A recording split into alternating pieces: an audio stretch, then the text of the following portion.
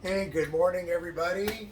I haven't done a video for a few weeks, and I just wanted to make a few clarifying points regarding this week's games. The third game, the basketball game, is pretty self-explanatory. I think it's the third game. I'm not looking at the list right now. I just got back from the gym. It's about 7:30 in the morning, so I don't have it with me. But anyway, in round one of that game, you have to have all of your people walking around like this, okay? So the hoop has to be above them, okay? So they can move, but they can't bring it down or anything like that.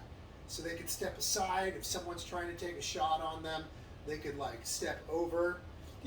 They're certainly not trying to make it impossible, but they're trying to make it more difficult. If you want to do a practice round for each half of the class, give half their hoops to walk around like this, two hands above them. If they want to go one hand, that's fine, but they just can't tweak it. It has to stay horizontal. And then switch, and all they can do is stand and walk around. They can't try to avoid the ball going in. That'll be practice for everyone to kind of get their range, get used to it. Then you can go to kind of a little bit more of a competitive round where half the class has a dodgeball, the other half has this, and they're just trying to run up and toss it in. There's no dunking. They cannot physically touch the hoop if they have a ball. Okay, so that's super important to know.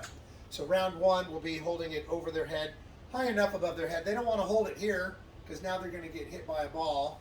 And what you might do in the game is describe to them and say, hey, balls are going to be coming in. It's not going to hurt. They're literally going to be coming in and they might bop you in the head, okay? So just be prepared for that and be ready. But they're lightweight. This is the biggest dodgeball we have, so we will not be using these ones.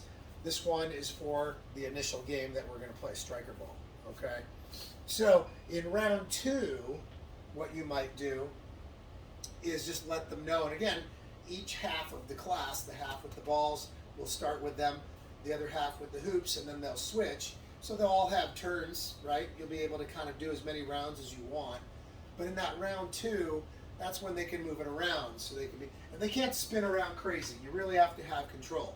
They literally have to be walking like this, and if someone takes a shot at it, they have to go like that, right?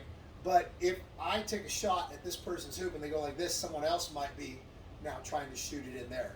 And no wild waving it around. So you're going to explain to them again that you can only make basic movements. There's no running in this game. All right, anybody running and not paying attention is going to crash into each other with a hoop or trip over each other, so we don't want that. But all you can do is, you can't like move the hoop around like this.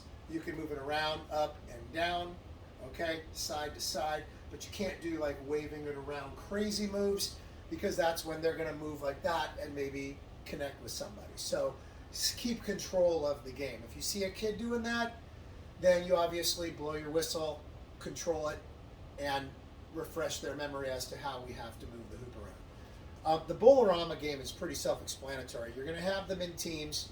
You're going to set a cone up for, down there for them, for each team, and they're going to take turns with one team dodgeball. So if this is my team and my teammates are behind me, we got one team dodgeball. Do not give them the big, giant dodgeballs. Give them the regular size ones.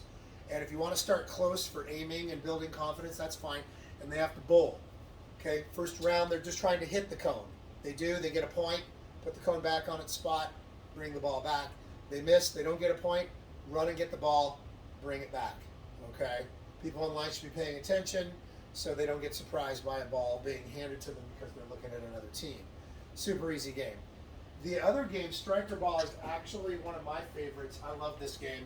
And in this game, the kids have to stand like this, right? And imagine another kid next to me with their foot literally up against my foot, and then another kid over here with their foot up against my foot. So you're kind of in a squat in this game in a way, and you're kind of bent over. This is where we're going to use the large dodgeballs. And I break the kids up into two separate groups because a group of 24 isn't as fun as a group of 12 or 10 or 8 or however big your class is. Split them in half.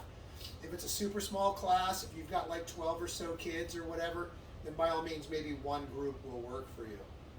So this is a game where they're just hitting it, they're smacking it with an open hand or a closed fist. I usually use an open hand. Closed fist makes you get a little bit closer to the ground.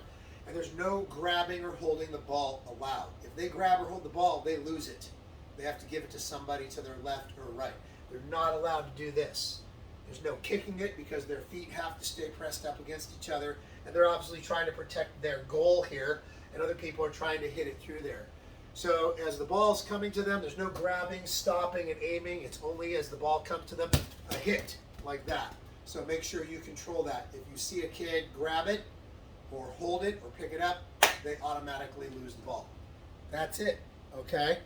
Pretty easy stuff for this week. A lot of fun. We might keep the balls in your possession next week if we elect to go to a couple Thanksgiving games, and we might do that before we run into some weeks where we lose the kids for the holiday. So there's a couple of games next week, like stuff a Thanksgiving pie or bake a Thanksgiving pie and stuff a turkey, which will be more rolling, bowling, throwing, targeting games and stuff like that. That's it, folks. Have an amazing week. I know I say it all the time, but this is how we keep kids excited, and this is how we keep them coming back. Make Play.Fit.Fun the best part of their day. That starts with you at the door, and when they leave at the door, and sandwiched in between the engagement there. Don't be a silent witness. Be engaged in class. I know you will, but I'm the reminder guy. Okay, have a good week. Stay dry.